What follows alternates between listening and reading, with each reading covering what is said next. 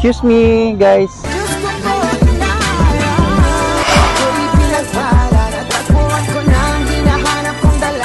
Isa po kasi akong doktor. Bagsak kasi ako sa school. Binigyan ako ng special project. Okay lang bang i-heartbeat check ko kayo? Sige po. Okay lang ba? Baka mamaya kasi nanghihina yung mga katawan nyo. Kailangan natin palakasin. I-heartbeat check natin. Okay lang. Sige. Kumain kayo kanina tanghalian. Sure kayo? Anong pangalan mo? Ashley po. Ashley. Ginard. Ginard the doctor.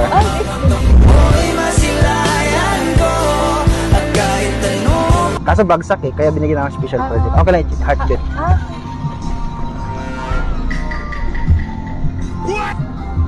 Healthy ka naman. Healthy naman. Nagulay-gulay ka naman. Opo, nagulay-gulay naman po. Healthy? Healthy Si ate.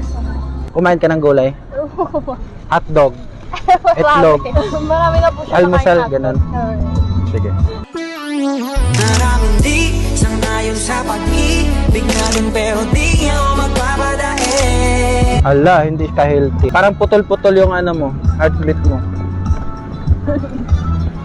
Kaya pala eh, ano pala to dito? Atay. Atay pala dyan. Sa kabila pala.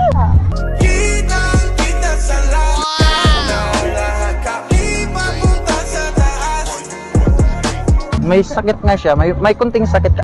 Sakto ka sa tulog. Hindi na. Putol-putol yung heart mo eh. Ay, yung heartbeat mo putol-putol. Hindi siya masyadong healthy. Hindi nga siya masyadong healthy.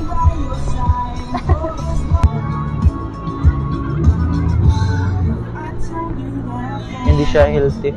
So ang kailangan natin ngayon is, kailangan ko siyang dalhin sa bahay kasi hindi siya masyadong healthy. Sige. Parang gagamutin ko siya doon. Kailangan siya ng kaagarang gamot. Tara, kailangan magamot to eh. As I walk through the valley of the shadow of death, I take a look at my life and realize